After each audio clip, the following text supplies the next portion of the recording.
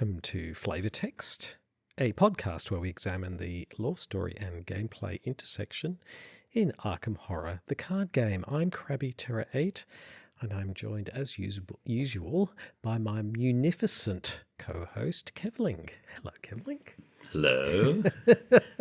Munificent. Yes, you I'm are. going to have to try and guess now. That sounds like someone who's got a lot of something. I don't know what it is. Yes, that go would on. be on the right track. It's sort of magnificently generous or lavish in their philanthropy and gift giving. You really don't know me very well, do you? You're a bit of a tight ass, mate, are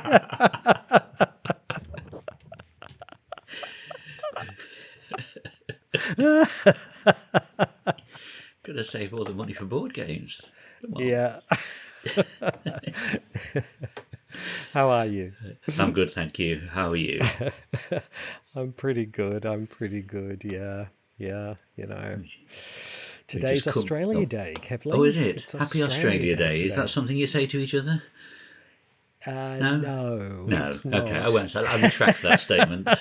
Well, some people do. But Have a terrible Australia Day. It's a very divisive day. So some people celebrate it with great gusto. Others don't. Others call it Invasion Day. Right. It's one of those days that's become increasingly fraught. So depending on where you are on the spectrum. So, but the UK doesn't really have a sort of independence sort of day, does it? Really? No. Everyone has Independence Day from us.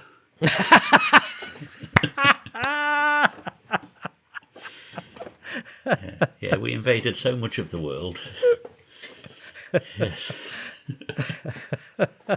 Oh, that's. I was going to say, isn't Guy Fawkes Night a sort of a? Yeah, kind of, I suppose. Yeah, a failed attempt to kill the king, was it? Blow up the Houses of Parliament. Yes. So anyway, there's a lot of celebrations going on around me. People playing Australian music at full blast, and lots of drinking and carrying on. So it's, right. Okay. Very nice. I've just come out of 2 weeks of having a load of work done on the house. We've had our windows replaced at the front and our conservatory redone at the back. So Friday and yesterday was the first day we sort of managed to get the house almost back into order. Because one of the rooms, or like 2 or 3 rooms of furniture was all just piled up in the middle, so that the workmen could get to where they needed to be. Yeah. But yes, now got to. Well, there's a couple of workmen still got to come back, the electrician and the finisher and bits and bobs. But then we can, I suppose, then the joy starts of decorating it. Ah, yes, yes. Yeah, fantastic. Yes, we've replaced the sort of a hideous 80s style conservatory with basically a plastic roof that basically was a greenhouse in the summer and an icebox in the winter, to basically a room. It's got a proper roof and everything now, and it's all properly insulated. Okay. So fantastic.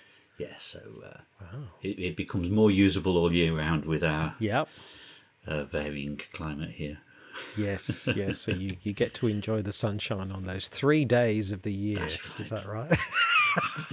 Even you joke, but it was sunny all day yesterday, and although it was only 3 degrees C outside, we had to open the window in the conservatory because it was too warm with the sun blasting through. Yeah. I guess it would be. If it's closed in, it would get quite warm in there. Yeah. That's nice. Definitely. Lovely. Yeah. Fantastic. So, what have you been doing games-wise, CrabbyTerror8? Let's see, what have I been doing? Well, we started our Thursday fortnightly gaming sessions. We started Bloodborne, the homebrew Arkham Horror game. So we did the first scenario of that. Which how did that go? Well, I thought it was awesome because it really did capture the opening levels of Bloodborne.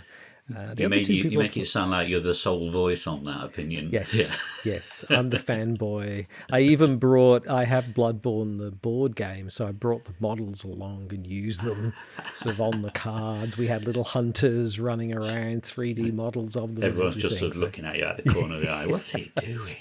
That's right. Yeah. I even got to bust out my Lancashire accent because Eileen the Crow in Bloodborne has a Lancashire accent, so I was like really bunging it on. Fantastic. So it's good. A lot of text though. Right. Again, but I think it's done it. We're actually playing the hunters rather than our usual investigators, which I think you're supposed to earn them as you go along, but we decided to break them out and use them straight off the bat. So yeah, pretty good so far. So really enjoying it. But I think if you don't know Bloodborne, although the other two said that the setting is really evocative, so Yeah. that's good. So yeah, pretty good. Excellent. What have I been up to apart from housework? I had a couple of Kickstarters arrive. I think it was the week before last, just before the work started. So it was the final alien race I didn't have on Nemesis, and the what do they call it? The Aftermath expansion. So it's almost like an epilogue where you play out people discovering the ship that you've just played the main game on years later, sort of thing, almost like an Aliens type thing, and the different characters. And I also got the special edition of the Castles of Burgundy, and I've got absolutely no idea why. I think I got caught up onto the Kickstarter hype, as in, this is the last time we're making this special edition, and I've never played it before. It's not a theme that interests me, but it's supposed to be very good. It's a classic on the Board Game Geek ratings, so I've somehow went in for that and spent far more money on a board game I've got no interest in than I should have done. I've really, really got a problem. What else have I done? I'm actually playing, I think a week or so ago, 2 weeks ago, we re-kicked off our Forgotten Age. We had an aborted attempt at doing Return to the Forgotten Age. So we finished off that first scenario that we had to abandon halfway through, and then we dove straight into the second scenario, which is the one where you're going into the temple. Yep. We never even got to the bit where the temple reorganises itself and you have to escape. So we're already at the point where we've got to decide, do we blow it up or do we do it again? So we're doing it again in a couple of weeks' time. And obviously we're making the guy who's never played it before make all the decisions, so that's quite good. And he's going, he said, I've got a feeling that if we blow it up, Yig's not going to be happy with that. And I'm there going... Yes, you're making the right decisions.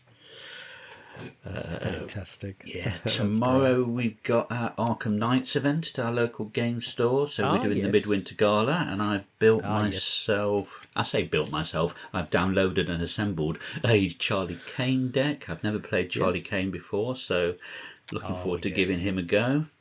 He's good fun. He's really good fun. I really like playing Charlie. He's great. Yeah, I've got a sort of a Survivor Seeker version, so he's going to hopefully just keep pulling loads of assets back out of his discard pile, etc., etc. Right. And lots of allies, right? That's surrounding himself with lots of people, Definitely. And I think that's about it. Yesterday, after we'd got the house sorted, I thought, I'm going to just spend a couple of hours reorganising my Arkham cards. I've got them all in binders at the moment, and it seemed like a good idea at the time. Yes. I thought, now I'm going to go put them back in a box with dividers. It took me 6.5 hours. Oh, boy. Oh, my goodness. Because I've got everything was sleeved in the binders. So I thought, I'm just not going to keep everything in sleeves. Let's just keep the cards in the boxes and I'll sleeve them when I need them. So I was having to de-sleeve everything, reorganise everything, sort them into alphabetical order within each section. So, oh my... so I don't think my wife was very happy with me yesterday, but job done anyway. So, yes. There you go. That's my gaming sort of few weeks. In years gone by, we would have had little hats on and trains running around and cars on slopes and things, and it's sort of similar, isn't it? Like yes, he's upstairs with his train set again in the attic. Oh, the other thing I've been playing is the Outer Wilds. Jeez, it's fantastic. I'm really Outer Worlds. Sorry, I said Outer Wilds. Outer by Worlds. The Fallout New Vegas people, isn't it? Yes. It's great. Really enjoying it. It's really good. Pretty funny in parts as well. Lots and lots of humorous touches, like meeting Greasy, the canteen robot, who says things like, "Prepare for me to deliver protein at above average temperature to your protein. Please unclog all protein consumption holes." There's some funny bits. So yeah, it's great. You just reminded me, talking about humour and earlier mentioning your Lancashire accent, I downloaded a game on Steam week before last called Thank Goodness You're Here. I don't know if you've heard of it. It's basically like a cartoon game where you are this little tiny character that has just arrived in a fictional northern English town called Barnsworth. Yeah. And basically all of the locals just keep getting you to do jobs for them. But it is incredibly bizarre, and everyone's in like really, traditional British northern accents, and it's all he said one of the jobs you've got to help out the fishmonger, and his shop is cigarettes and fish. And you've got to help him sort out his display, and so that all the fish have got cigarettes hanging out their mouths. And every single thing in every shop you go to costs 10 bob. It's just like it's really, really good. It's quite a short game. It's only about 3 or 4 hours, but it's very, very funny. Yeah. Oh, that sounds great. Thank goodness you're here. That's fantastic. Which reminds me, I saw the Wallace and Gromit film, which was excellent. Which was very excellent. Good. Yeah, and one bit that made me laugh that no one else in my family got was at the Yorkshire border. I think it's Lancashire. You keep out. You keep no out. Parking. No parking. Yes.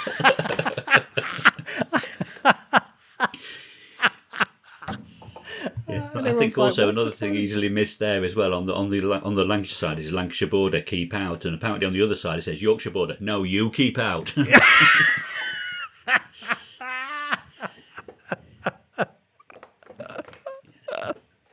Oh dear. Yeah. Absolutely Hilarious. perfect. Those films are fantastic. Yeah. And there's so many little jokes in there that you don't notice the first time you watch, or they're just things in the background, and like your parking sign and things like that. Yeah. Very fantastic and very charming, of course. It was great. Fantastic. I suppose we better get on with them. Oh yeah, what are we here for? Clutches of Chaos. So what were we up to last time, Kevling? I don't quite remember. I think we were on the Unvisited Isle or the Uninvited Isle. I always forget. Yeah, something like that. One or the other. Yes.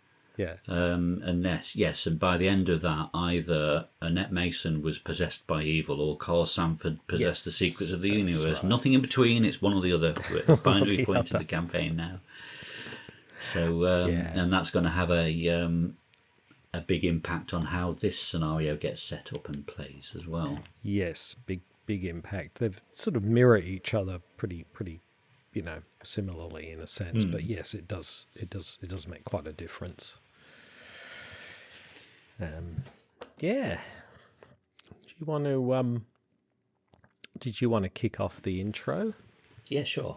So, Scenario 7 in the Clutches of Chaos, Intro 1. After what you saw at the Unvisited Isle, your faith in humanity is on thin ice. You feel like a wayward spirit wandering the streets with no destination in mind. You wish you could just return home and forget everything that has happened in the last few weeks, but you know that is just a pipe dream. After hours of aimless meandering, you snap back to reality when you realise you have wandered into Independence Square. A soft breeze carries a trail of brittle leaves across the grass of the clearing, drawing your eyes upward. There, sitting amidst a circle of autumn-coloured leaves, sits Anna Caslow. Her eyes are closed in a deep trance, her fingers pressed against the temples of her head. Laid out on the grass in front of her is a wool blanket, and on top of that a circle overlapping face-down tarot cards. You approach and take a seat in front of the fortune-teller. It's only now that you realise just how sore and tired you are. Every one of your muscles aches with pain, and it takes a significant amount of effort for you to not immediately pass out. So then we have to check our campaign log. If the investigators are never seen or heard from again, proceed to Intro 2. So that came from Scenario 2 at Death's Doorstep. So basically, if the game ended during Act 2, you got that resolution. Right. Yeah, so Intro 2 says you recognise the soothsayer from your investigation into the disappearances at Joseph Miger's manor. It was her advice that led the second set of victims to their doom, or so you suspect.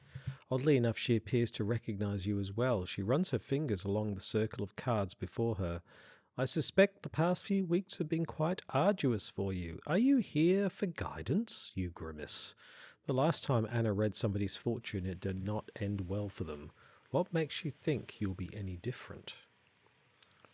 So there you go. So it must be that we didn't interact with her in some way or something if we were never seen or heard from again, I guess.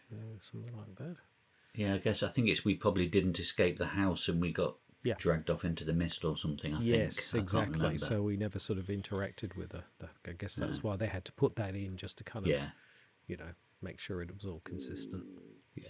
Whereas for everyone else, they get Introduction 3. Anna opens her eyes. I was wondering when we would meet again. You wonder aloud how she could possibly not know when everything else she has predicted has come to pass. Your remark earns you a hearty chuckle from the soothsayer. That doesn't mean I know everything, my dears. She runs through her fingers across the circle of cards. I suspect the past few weeks have been quite arduous for you. The rest the same now, isn't it? Are you here for more guidance? You grimace. This all began with a reading of your fortune. Okay, it's not the same. What makes you think another reading will make all of this go away? So we go to Intro 4. Well, it's not really. I suppose they have to say proceed to Intro 4, but yeah, so everything moves to Intro 4, right? Yeah, And that's Before you can answer, Anna turns over the card closest to her. It depicts a furtive, hooded figure with 5 swords embedded in the ground around it. The others cower and flee before the victorious figure, and a maelstrom of dark clouds brew over its head. Above this image, the card reads, 5 of swords. You may feel as though you have been defeated, but you must not give in to despair. The battle may be over, but your struggle has not yet ended. Misery catches in your throat. You want nothing more than for this nightmare to be over, but Anna's words ring true. You know it will not end unless you put an end to it yourself. A flash of light burns across the sky, followed swiftly by a resounding crack of thunder. The clouds are not natural. Phantasmal shapes shift and churn within the mist above. If you listen closely, you can faintly hear their howls of pain and sadness drifting in the wind. It has begun, Anna utters quietly. You rise to your feet, ignoring your exhaustion, your pain, and your fear. Proceed to set up. So that's the intro. With the setup, there's quite a lot of locations in Arkham. And there's a lot of the locations of sort of have double. There's 2 versions of them. One you keep to actually lay out. It's a bit like Midnight Masks, sort of. There's Rivertown and Merchant District and French Hill, etc., etc. And then the other set you use to actually, in an important way, which we'll get to in a sec. So the rest of the setup sort of forks off into 2 based on whether Annette Mason is possessed by evil or if Carl Sanford possesses the secrets of the universe. So each of those 2 halves has its own sort of scenario-specific deck, which has act cards in it and encounter cards, and then 3 encounter sets that go along with that theme, basically. Yes. Yeah. And different those. Yeah, I'm gonna say, and it also includes different versions of 2 specific locations. It's Hangman's Hill and the Silver Twilight Lodge, and one of them will be where it all ends, and the other one will be shrouded in mystery, depending on which half of the story we're playing. Yeah, exactly. Yeah, so Yeah, so depending on who you've chosen, or whoever's been chosen as the one that sort of triumphs, if you like, they're the ones that you choose then, depending on those two. Yeah, and then I mean, there's a couple of bits and pieces about Piper of Azathoth set aside. We'll get to them a bit later and things, but the main thing is there's this the scenario has a sort of a set of gameplay dynamics in it, which are around breaches and incursions, aren't they? And this is where these second versions of the locations come into play, so to speak. Yes, we use the second set as basically a randomizer. So when it tells us to pick a random location, we use that set-aside set of death, shuffle it and pick a card, and that is the random location. That has been selected. Yeah. Some breaches get put out on locations, so they are basically it's resource tokens. I think they weren't they? You use for breaches. Yep. So basically, what it says you pick 2 random locations and put a breach on them. You do it twice if there's 2 investigators, 3 times if there's 3 investigators. You also do it 3 times if there's 4 investigators, but you choose 3 locations each time rather than 2. 2, yeah. Yeah, so you end up with a bunch of these so-called incursions on these locations. Yeah. Obviously, it was a 2-player game when we were playing it, so there were only 4 breaches out there. But as we'll explain, it snowballs very quickly, doesn't it? So it's a bit like playing Pandemic, really, isn't it? You every round, more breaches get added to locations, and if there's more than 3, is it? I think. Yeah. What happens is that then turns into a doom, and then you get a cascade effect. Is that breaches get added to locations which are connected to where the breach has happened, and so you can very quickly get this cascade effect where you have more and more breaches with doom on them. Yeah. And the whole thing can snowball pretty fast if you don't get rid of the incursions, which you do with clues. The way that it works is that you can remove breaches and put them on the current act by doing various tasks on different locations, depending on what the location is. Yeah. So there's a lot of resource management, for want of a better word, that you've got to do. You've got to run around and keep ensuring that you don't let the game kind of get away from you, because Doom doesn't go on the agenda like it normally would. No.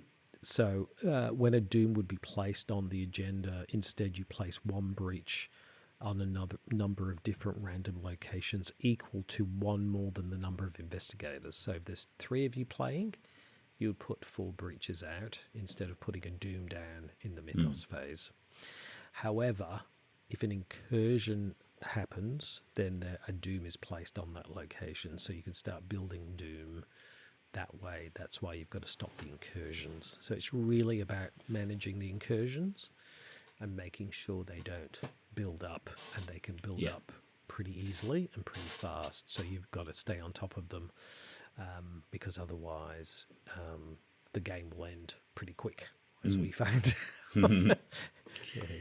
Yeah. So that's really it, isn't it? It's really running around. Basically, it's like whack-a-mole. You're sort of stopping these incursions, and at the same time, if you've got enough incursions on the act deck, you can start getting clues, and then you can use the clues to kind of progress. But it's hard because you can't forget about the incursions at the same time. So efficiency is of a premium in this scenario, which I guess it's scenario 7. So most investigators are going to be pretty efficient at kind of action compression, you would think, by now. So, yeah.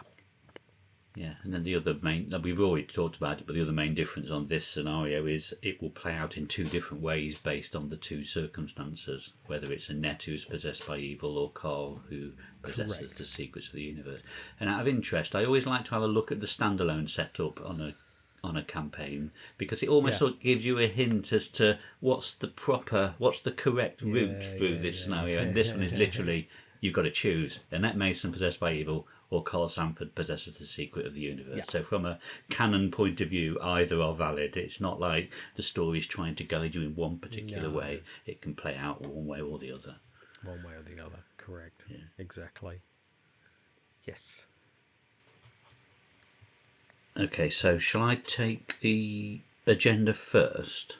Sure. And then we'll look at the two acts. Okay. Agenda 1A, the Chariot 7. The conquest has begun. All shall tremble before the hosts of chaos, submit or perish. Forced, when a doom will be placed on the agenda, instead put a breach on a number of different locations equal to one more than the number of investigators, like you just said. And when a breach will be faced on a location with 3 breaches, instead resolve an incursion. And there is a threshold of 7. Mm-hmm. And basically, it's a single agenda game. Yes. Because Doom doesn't get put down as per normal. No. So there's no Doom going down at the beginning for a while. The acts, there's Dark Knowledge 1 or 2. So Dark Knowledge 1 is if Annette Mason is the big bad, and Dark Knowledge 2 is if Carl Sanford's the big bad. But I think the text is identical for both. They are the same, aren't they? Yeah. Yes. The state of the city continues to decay. Breaches in reality began to rip through the fabric of Earth, and a faint melody of discordant pipes can be heard through the streets. There's a fast action. You can remove 3 breaches from this act and place a clue on a random location. And what you kind of probably wouldn't know at the beginning is that, or you wouldn't, well, you kind of know, but every time you remove a breach from a location, it goes on to the act. So once there's 3 on there, you get a clue on a random location. Objective: when the investigators have collected the requisite number of clues, they must immediately spend them in advance. When this act advances, move all of the breaches onto it to the next act. And it's 3 clues per investigator. It doesn't seem very many, but actually your clues are not going to start turning up particularly fast because you've got to get the breaches on to then get the clues. And then even then the clues are going to turn up in random places. So it's going to be a while, a bit like the Doom. It's going to be a while before you start racking up the clues. And then just out of interest as well, on the scenario card, the chaos symbols also interact with the breaches as well. So the cultist makes you reveal another token, and if there's fewer than 3 breaches on your location, add another one. The tablet is -2, and for each point you fail by, remove a breach from the act, so it can undo the work you've done putting the breaches on the act. And the elder thing is a -3. If you fail, place a breach on a random location. So the chaos bag is also affecting the breaches that are out there in the game as well. Yes. Even the skull, right? The skull is dependent on how many breaches you've got on. Oh yes, it's like the minus level is the total amount of doom and breaches. So at least that one's not changing anything, but it does get harder as you. Which is typical of the skull, right? It tends to start very low and sort of get worse and worse as it goes along. Yeah. So shall we start having a look at the locations? Do you think that makes? I think so. Yeah, we've covered the act and the agenda, haven't we? Yeah, and there's quite a lot of locations actually. Because we've got basically 2 of each of the main ones, haven't we? Yes, if I remember right. That's right. Hang on, I'm just sorting my cards out into pairs.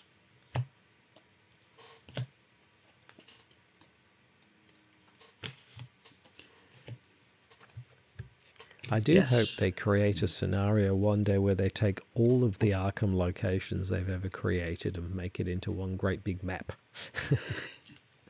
They'll never do that, because that will mean you can only play this scenario if you own all of the contents.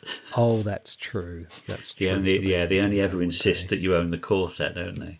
Yes, that's true. You're right. It's a good idea, though. I wouldn't be surprised if a fan-made scenario did that. Well, I suppose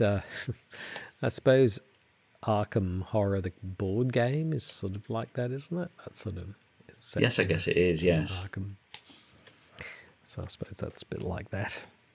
I've only ever played the 3rd edition of the board game. I've not played the previous ones, which people seem to prefer.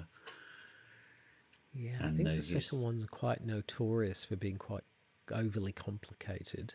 Right. And the first one that came out in the 80s, which I've got a copy of because I bought it back in the 80s. I've actually got an unboxing. That's where it all began. It's all where it all began. Is sort of a little bit simpler, but still fun to play. Shall I start with the first pair of locations? Shall we just do them in pairs? Yeah. Yep. So the first one I have is French Hill. Yep. So the flavour text on both is one of the richest and most historical neighbourhoods in Arkham. The many decaying mansions and estates of French Hill hold a lot of old wealth and many more secrets. So the revealed side, one of them is 4 shroud and no clues. And the action on there is to test willpower of 2, and for each point you succeed by, move a breach to the act. And the other one is 3 shroud and no clues, and the action is choose and discard a card from your hand to move a breach from French Hill to the act, plus 1 additional breach for each willpower icon on that card. So both of those tests relate to willpower on French Hill. Yeah. It's got the lovely Lovecraftian Victorian mansions there in the along the street. Fog rolling through the streets as well. Yeah, very nice. Yes. And I was going to say the layout for this is a bit more straightforward than, say, Midnight Masks, which is sort of quite square. This is quite kind of linear, isn't it? Sort of 2 lines from memory. It's yes, I think layout's a bit more straightforward. Yeah. I'll do Rivertown now. Is that connected to French Hill? It is. Sorry, I just picked one at random. I didn't go in any sort of structured order. Yeah, I don't think there really is. You could start anywhere with these. These past few weeks, the warehouse and docks of Rivertown have been swathed in grey mist, making an already quiet district even more empty and desolate. So quite different to the layout, the look of French Hill. It's sort of got this yellowy, kind of smoggy look about it. Yeah. Again, there's no clues, and all of these I think are 0 clues because you get the clues randomly from the breaches, right? Yeah, so none of them give you any clues. Again, there's a 4 shroud version and a 3 shroud version. I think the 4 shroud versions tend to be a little easier than the 3 shroud versions, I think, or something. They're less complicated maybe or something. This is a similar thing, except with this one, action is test 2 book. This is the 4 shroud location. For each point you succeed by move 1 breach from Rivertown to the current act. And the 3 shroud version is action choose and discard. Oh, I noticed there's a little typo on this, Kevling. You notice they've not done the little colon. Don't they usually do an action next to the arrow. It's the same on the French Hill one as well. Maybe they don't do a colon if it's not a test. I don't know. Anyway, action choose and discard a card from your hand. Colon. I see. Right. That's why. Action, choose and discard a card from your hand. Move 1 breach from Rivertown to the current act, plus 1 additional breach for each book icon on that card. So that's one for a seeker to do, clearly. Okay. So there we go. So it's very similar dynamic to French Hill, actually. In fact, it's exactly the same, isn't it? Only it's intellect instead of willpower. Yep. Okay, so the next one I have is Merchant District, which actually is connected to Rivertown. Again, it's a sort of a misty scene there with a bridge over the river, and I'm guessing, is that the unvisited isle in the middle? Maybe. Yes. The commercial centre of Arkham, the Merchant District, is usually bustling at all hours, but tonight the dockhands and sailors have vanished, leaving you with a sense of unease. The mist over the dark waters of the Miskatonic River seems to take unnatural shapes as you watch from afar. Okay, so we've got slightly different tests on this location. So we've got a 2 shroud and a 3 shroud, and again, both have no clues. So the 2 shroud version, as an action, you can discard the top 5, 10 or 15 cards of your deck, and for every 5 cards you discard, you can move a breach to the current act, but you have to draw any weaknesses that you discard that way. Right. Yeah. Yeah, you think, oh, that's a good one. Yeah, let's do that. Let's get rid of half my deck and hope I've got all my weaknesses gone. No, Yes. no. Yes.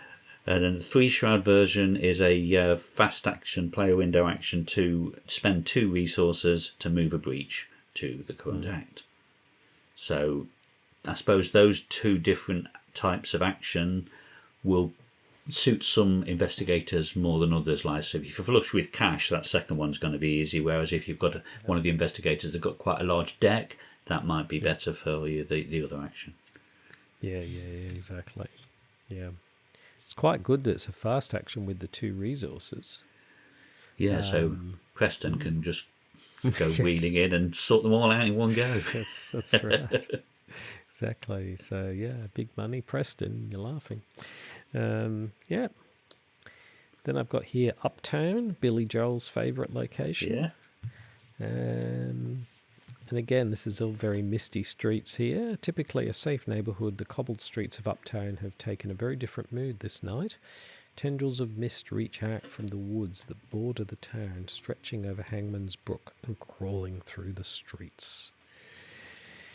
And again, we've got a 4-shrouder and a 3-shrouder here. The 4-shrouder one is this is the feet version of the others that we were talking about. So in this one, it's testing 2 foot for each point succeed by move a breach, and the 3-shroud version is choose and discard a card from your hand, move a breach, and you get an additional breach for each foot icon.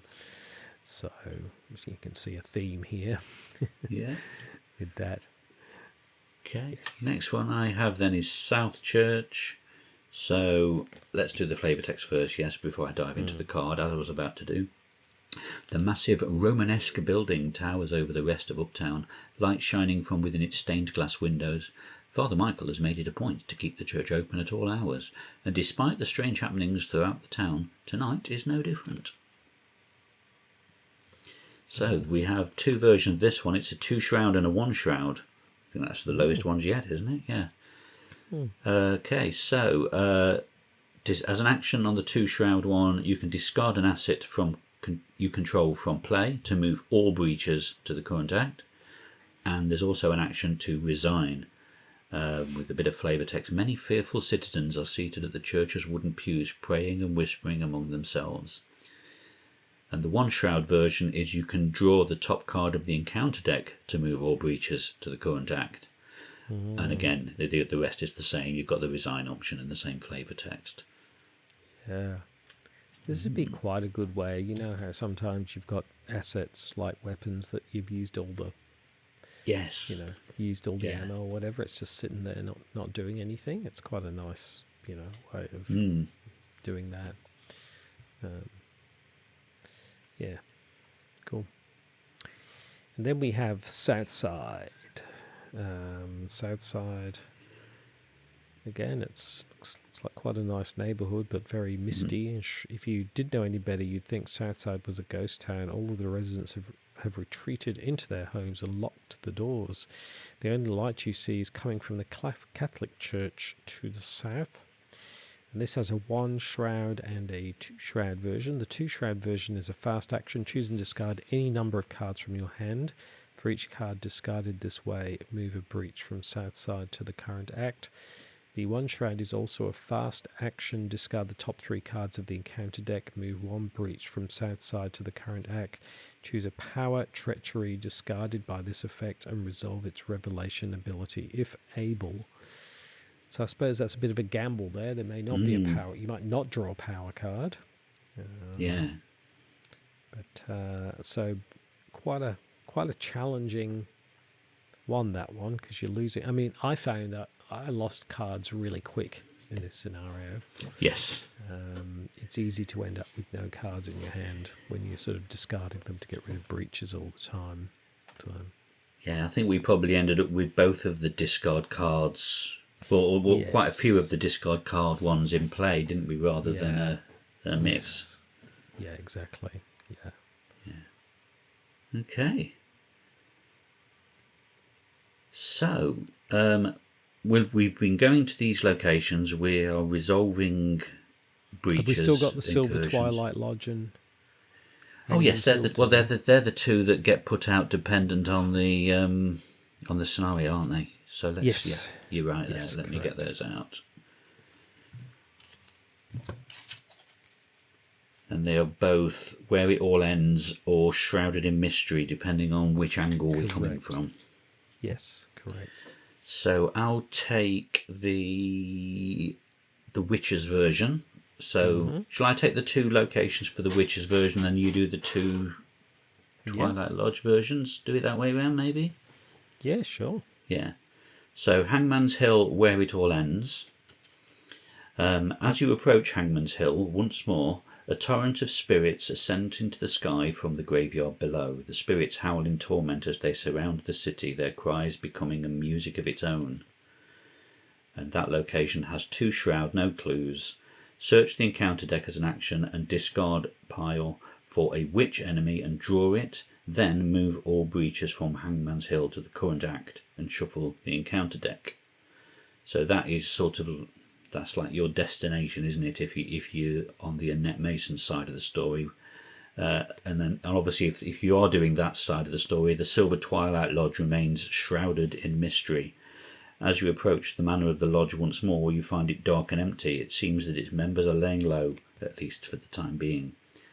And that one is 4 shroud and 1 clue per investigator. And as a fast action, you can take a horror to move a breach to the current act. That's actually got clues on it. There you go. Oh, yeah. That's a rather gruesome picture with the people hanging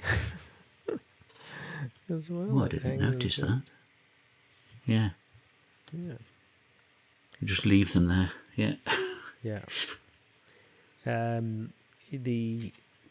The versions that if Carl Sanford's a big bad, are slightly different. So Hangman's Hill says as you approach Hangman's Hill once more, you find it devoid of any activity from the living or otherwise. It seems the coven has left the place behind, at least for the time being. And it is a 4 shroud, 1 clue per investigator location, exactly like the lodge was before. You can take a damage to move a breach from Hangman's Hill to the current act. And Silver Twilight Lodge, as you approach the manor of the lodge once more, bright light shines from behind its windows. You can hear faint chanting from within. 2 shroud location. Action, search the encounter deck and discard pile for Silver Twilight enemy, draw it, then move all breaches from Silver Twilight Lodge to the current act, shuffle the encounter deck. So they really are mirror images of each other. They are, aren't they? Yeah. Yes. Yep.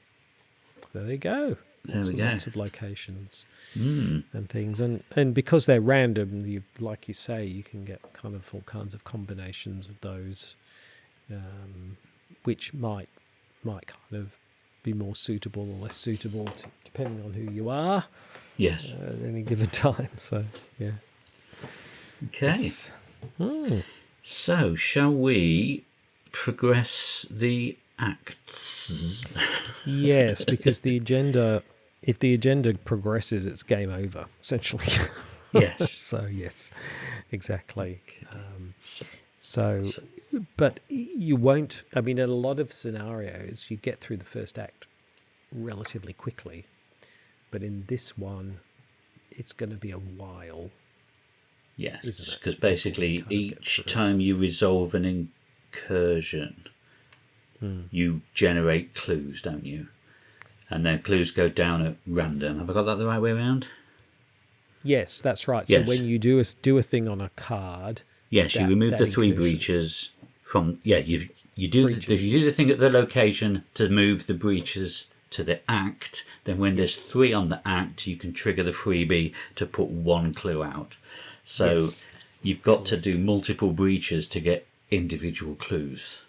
Yes. So unless you let them build up to a level where you can do 3 in one go. Correct, exactly. So if there's 3 of you, you need 9 clues, which means you need 27 breaches. Is that right? Yes. So you need a lot of breaches. Lots to do. And not only that, those clues go randomly, so they're not just going to be where you want them. Yeah. Yeah. And also, exactly. if it's almost like a push your luck mechanic as well, isn't it? If you're trying to let the breaches build up to 3, so you can do 3 in one go, you can very easily end up with them all cascading into incursions and wiping them all out. So exactly. Yeah, I think we found we were just running around getting 1s and 2s, weren't we? Where we could. Yeah. I don't know if it's a better strategy to just stay on top of them and just get the 1s and the 2s, or to, like you say, build them up.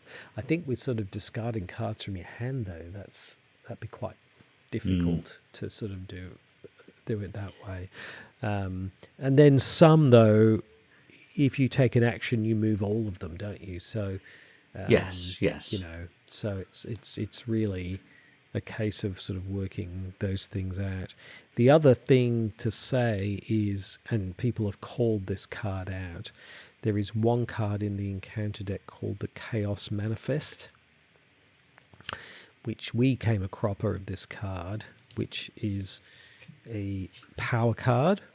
Right? Revelation test 3 willpower. Place 1 breach on X different random locations where X is the amount by which you failed. So a badly drawn auto fail at the wrong time with that card can actually really mess things up. So people have actually called out that card as being quite nasty because it can really, accelerate the number of breaches that are out. Yes. And there's 3 of them in the deck as well. So yes, exactly. That was quite evil. Exactly. The other fun thing was the piping of Azathoth, wasn't it? We came a cropper with this because I think we drew demonic piping twice or something. Something like that. Yes, that is in the main encounter deck, isn't it? You just set the piper aside because it's those demonic piping that summon him. Yeah, so it's a surge card when you get the demonic piping. And I think, didn't we have 1 surge straight into the other, I think? And that's right, we did, yes. So we had 2 almost at the start, and then we got another. So then we had Piper of Azathoth running around, because he's Alert, Hunter, and Retaliate. Yeah. He's quite nasty, so he is. That just added to the general fun and games that we had.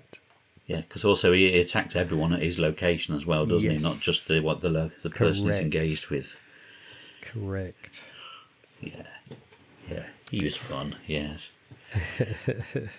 Right, so shall I advance the version 1 act, which I think is the Witcher's version? Yes. So as soon as you flip that, it's the good old, it's an enemy on the back of the act routine. So that is Annette Mason, reincarnated evil. So she's 5 fight, 6 health per investigator, and 3 evade. She's humanoid, witch, servitor, and elite. Don't think we see servitor very often, do we? No. So she spawns at Hangman's Hill. She's alert and hunter, but she gets -2 health for each clue controlled by an investigator. So that 6 health per investigator could potentially come down quite quickly if you're able to get clues at that point. And then forced, after 1 or more breaches are placed on a net's location, each investigator must either take a damage or a horror. And when she attacks, she does 3 damage, 3 physical and 1 mental damage. Ouch. Yes. A nice piece of art there with the glowing eyes as well. Yes. Possessed by Keziah. Oh yeah, and then that then would reveal Act 2A, Beyond the Grave. Yep. This nightmare will not end until you stop the one behind it, Annette Mason, and the spirit which possesses her. The world is falling apart all around you, and the coven is only bringing the end closer. And then it's the same free reaction. Remove 3 breaches from the act to place a clue on a random location, and the objective basically is defeat Annette Mason to advance. I wonder what the Twilight Lodge version's going to be. I wonder how different that's going to be. Well, surprise, surprise! It's Carl Samford on the other side, Deathless Fanatic. He's 4/6 per investigator 4, rather more sedate than Annette, just sort of standing there in his robes. He's humanoid, Silver Twilight, and elite. Silver spawns at the Silver Twilight Lodge rather than Hangman's Hill. He's hunter and retaliate, but not alert. Carl Samford gets -2 health for each clue controlled by an investigator. After any number of breaches are removed from the current act, place them on Carl Samford's location. And he's a victory too, but his damage is the exact opposite of... Yeah, they're like mirrors of each other, aren't they? Completely. The damage they do is mirrored. Yes. Where they spawn is mirrored on the map, one end or the other. Yes, exactly.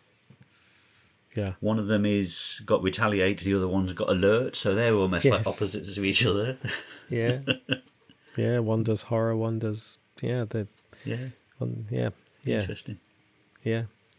And Act 2A is this nightmare will not end until you overthrow the one behind it, Carl Samford and the Order of the Silver Twilight.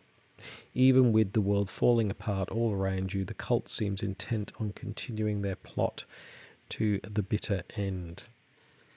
And so remove 3 breaches from this act, put a clue on a random location. If Carl Samford is defeated, advance.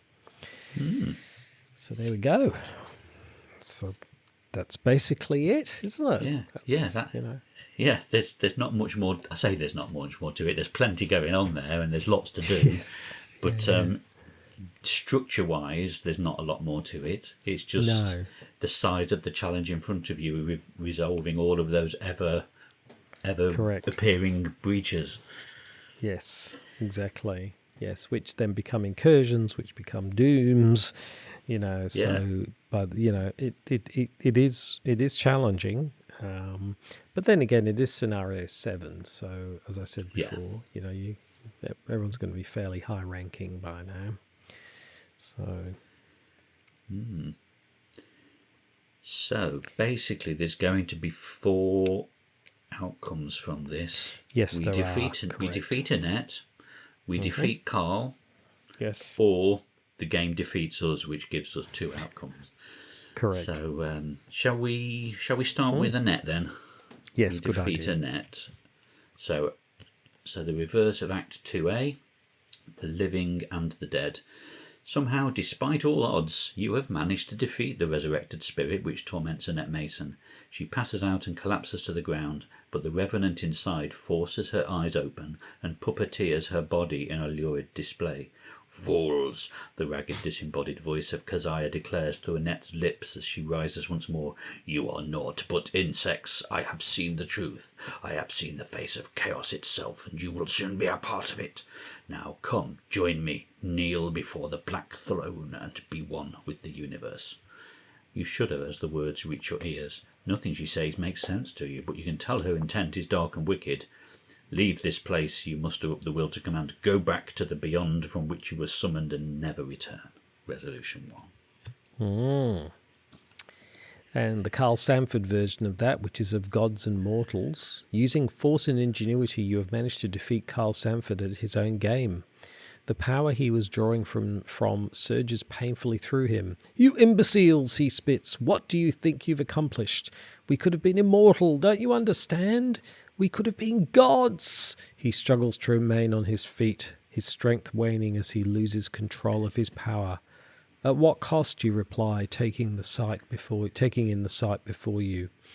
You would have made us slaves, not gods, slaves to your greed and the Order's power. I'd rather stay mortal than be your thrall. Then we all will perish. Then we will all perish, Carl responds bitterly. I could have made us into celestials. Instead, we will be extinct. I hope you are satisfied. There we go. So that's R2. Yeah.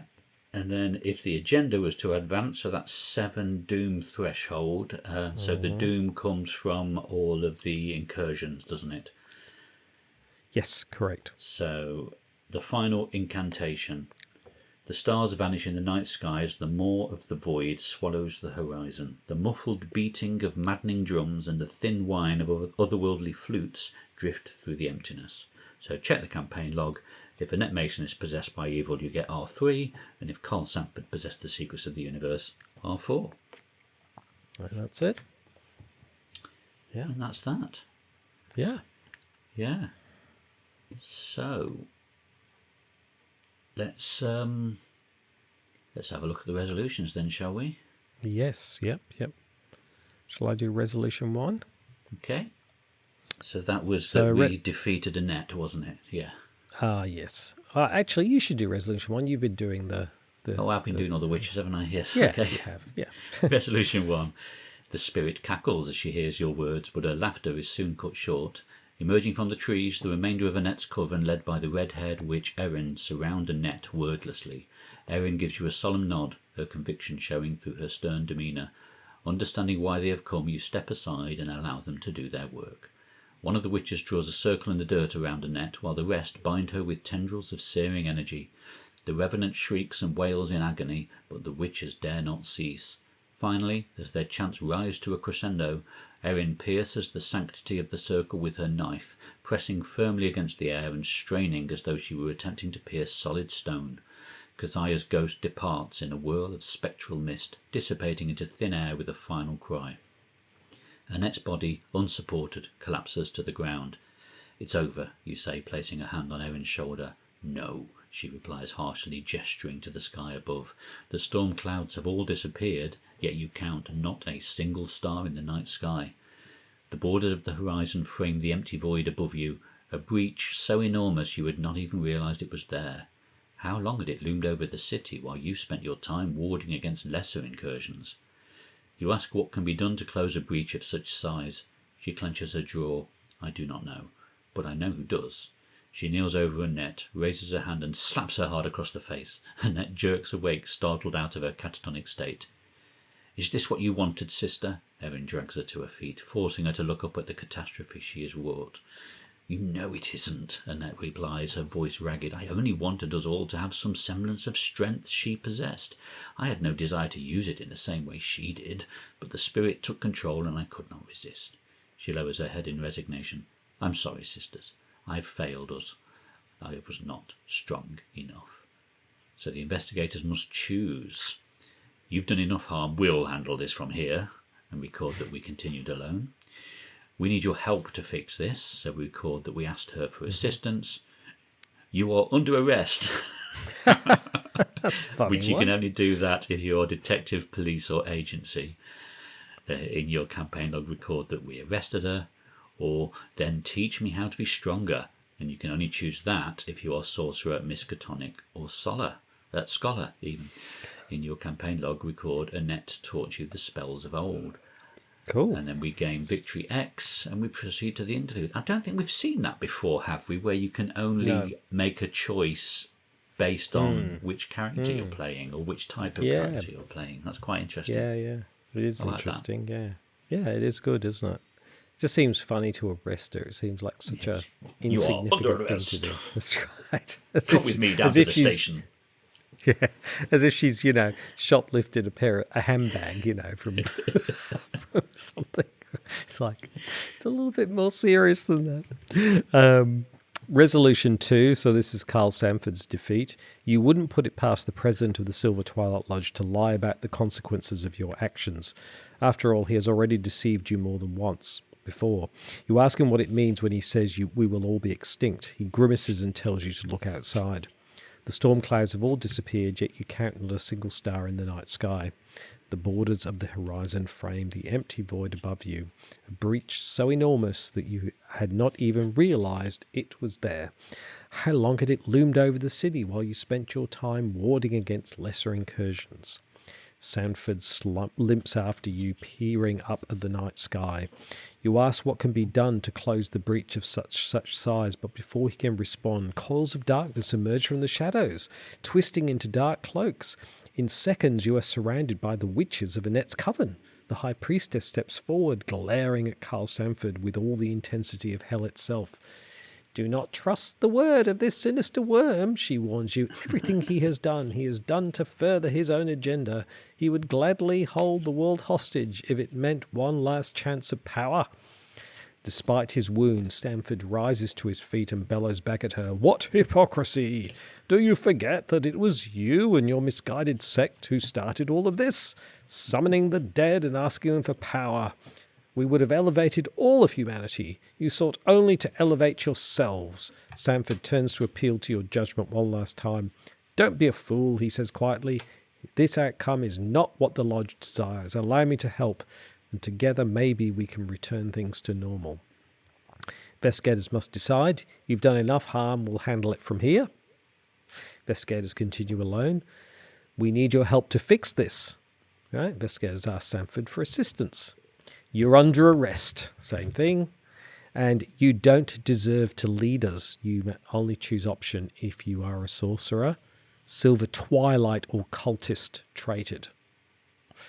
That means we've assumed control of the Silver Twilight Lodge. That's interesting. So we're not taught spells, but we take control of the Silver Twilight Lodge. And we gain victory points, and we move to Twist of Fate. Interlude. Okay.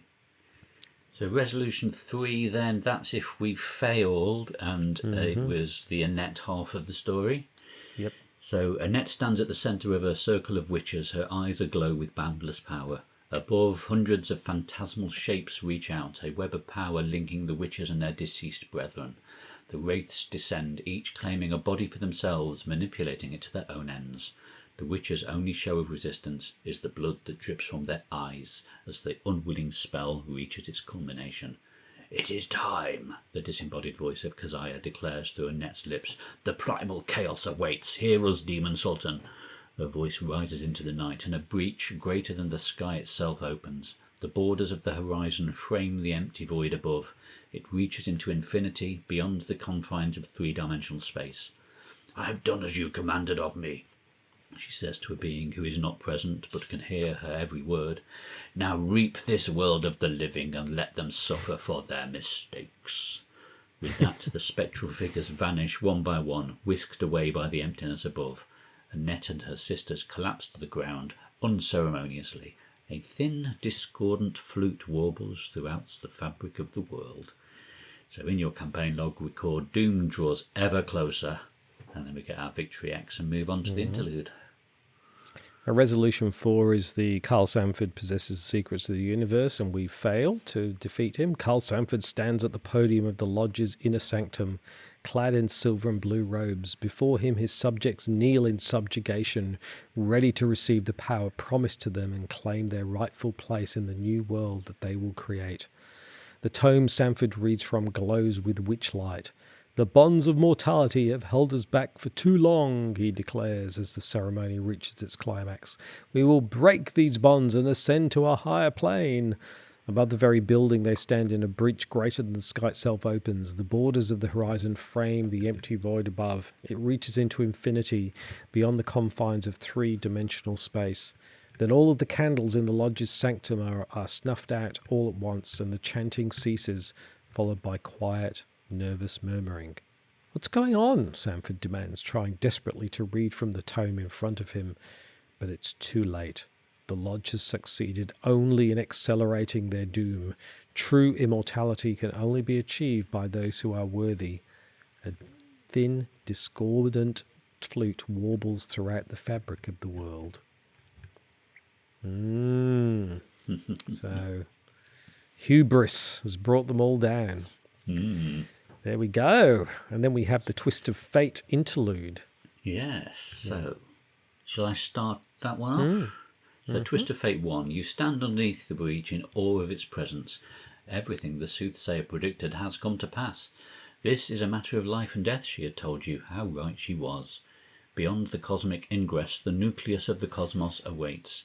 Now you understand what dwells on the other side, gnawing hungrily at the fabric of reality, the doom of all humanity. No, not just humanity, the doom of all life in the universe. There is a bitter taste in your mouth, tears well in your eyes. You close your fists so hard your nails dig into your flesh. If you have to die, then die you will, but you are not going to die sitting down. In your campaign log, record the path winds before you. Next to this, record a number of tally marks based on the conditions below, and then proceed to Twist of Fate 2. Right, so there's a whole load of these now, all the different circumstances based on how we've played the game so far. So shall we alternate through each of these sort of bullet points? Otherwise I've got an awful lot of reading to do. Yeah, sure. Yeah, no worries. So if you accept your fate, then you know what you have to do and you record a tally mark. So that came from the very first scenario when we were asked, what can I do to avoid this fate? Right. So that's a decision from way back there. Mm-hmm. So the second one, as we've just read, we could have asked Annette for assistance. Yep. So that's just literally this in the resolution we've just done. So Keziah was beseeched to sign a book by the messenger of an ancient being, the Black Book of Azathoth. Just the name of the thing shakes you to the core. Annette clenches her fist. I was a fool to have not understood before. That was the source of her power, not witchcraft, but a pact with a terrible dark god. All of this, these incursions into our world, the broken bonds of death, it is what Keziah wanted all along. It was the silent will of Azathoth, she says resentfully. So we record... Azathoth. What a scamp. Yes, right. He's a booger. Yeah. Why might my grandma say, oh, the dirty dog. The dirty dog. So that will give us 2 tally marks, and then we get an extra chaos token in the bag as well. Yep. Record 2 tally marks then based on your difficulty level, and add the following chaos token to the chaos bag: easy a -3, a standard a -4, hard -5, expert -6. Wow. If the investigators ask Carl Sanford for assistance, it is a gateway, Sanford explains, joining our world and the greater cosmos. According to some of the most heinous tomes I have read, at the center there sleeps a creature known as Azathoth. Just the name of the thing shakes you to your core. I fear we have stirred it in its slumber. All of us, these breaches in space, these broken barriers between worlds, it is all because, for just a brief moment, for one fragment of a second, we interrupted Azathoth's dreaming. Do you understand? And then record 2 tally marks based on your difficulty level, and it's the same thing, the 3, 4, 5, and 7, or whatever. And then it's the mementos. Yeah. So then the next 3 bullet points are all based around the number of mementos that you were able to discover. Yes. So just out of interest, you could have got 2 mementos at maximum from the witching hour. You could get maximum of 3 from the secret name, and you could have got 1 from the wages of sin. So they're all dependent on which resolutions you got within each of those scenarios. So I guess the maximum you could have is the 6. But interestingly, if on the Inner Circle interlude, if you showed your mementos to Carl Sanford, you end up with none. He took them all, basically. Yeah. So if you got 2 or fewer, you are woefully unprepared. Nothing happens. If you have 3 to 5, then you understand the path you must take a little better, but there's still much you do not know. That is 1 tally mark. But if you've got 6, then your journey is laid bare before you. Record 2 tally marks. Yep. Okay. Then if an investigator has the Black Book in his or her deck, it contains knowledge of the land beyond ordered time and space. You get a tally mark. And if doom draws ever closer, whatever that, I don't know how that... Oh, that's from... That was what we just did, yeah, if we failed. Azathoth Maw begins to open, record 2 tally marks. Yeah, and the black book came from scenario 3, the secret name, I think, in all. Okay. On some of the resolutions, you could have ended up with the black book. Mm-hmm. Yeah. Okay, so Twist of Fate 2 then. So based on... Well, we go to that anyway, don't we? Twist of Fate 2. For almost an hour, you stare up into the empty abyss, pondering your options and your fate. A flock of faceless, winged creatures circle the field where you sit. They almost move like vultures, waiting for your demise so as to feast on your corpse. They draw ever nearer, and you begin to wonder if they can read the thoughts that hover on the surface of your mind. Rising to your feet, you raise an arm and call out to one of them. This may be the most foolish thing you've ever done, you think to yourself, but your instinct proves to be the right move. The creatures descend on black leathery wings, landing on the wet grass in front of you. One lowers itself until it reaches the height of your shoulders, offering its back to you. Swallowing the very last of your doubts and your fear, you climb aboard the creature.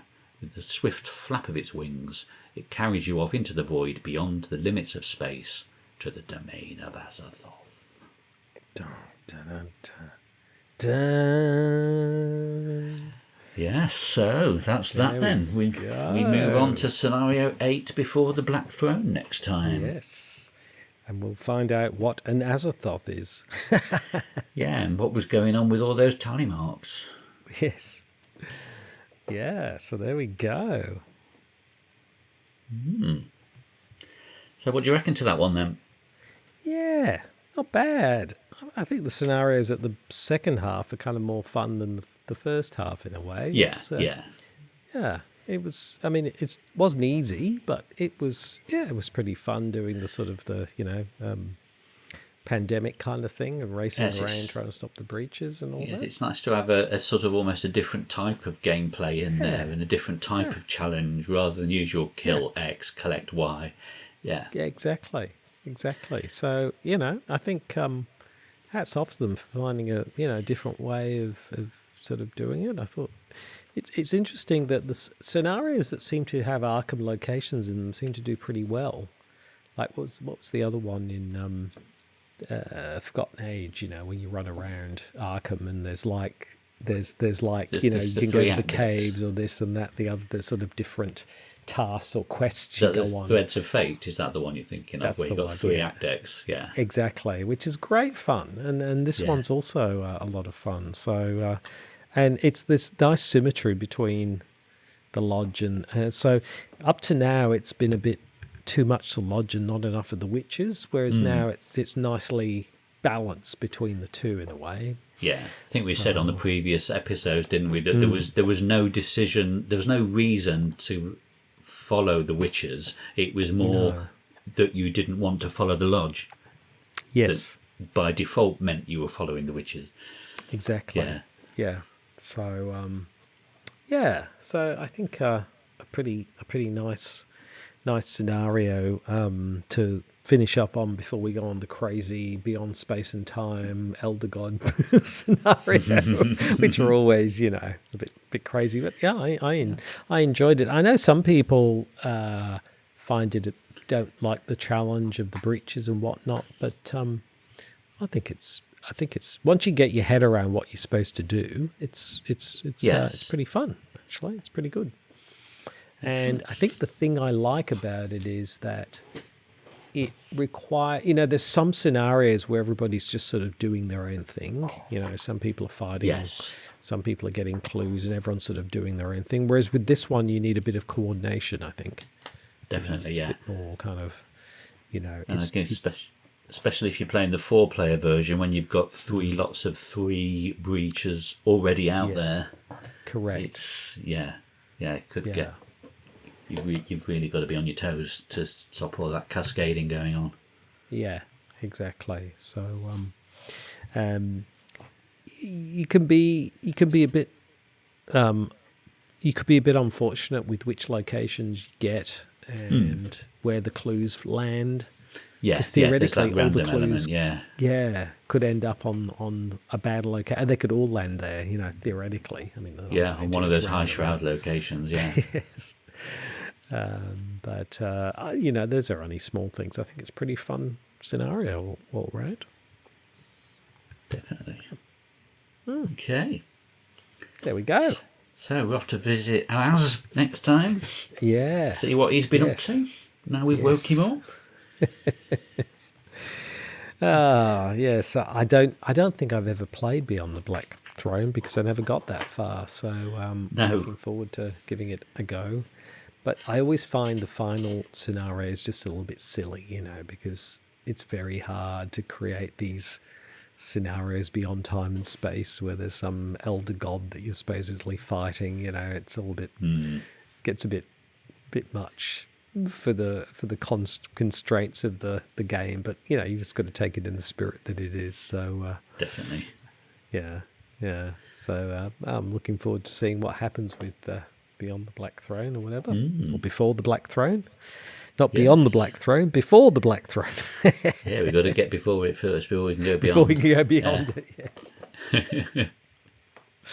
Brilliant. Well, everybody, thank you very much for listening. Please like, comment, and subscribe. And Kevling and I will play through the scenario in a couple of weeks or so, and then we will finish off the Circle Undone, I guess. And I guess we'll have a return to and a couple of other episodes before we finish completely. But so we're getting there. So thanks for listening. And I guess I'm CrabbyTerror8. And I'm Kevling. And we'll see you next time. Bye. Bye. So once more, thank you for listening. We're on all the major podcast platforms, so please subscribe on your podcast platform of choice. If you have any feedback for us, you can email us on ftextpodcast@gmail.com or message us on Instagram and Threads at ftextpodcast. So on behalf of CrabbyTerror8 and myself, thanks again for listening, and we'll see you next time. Bye.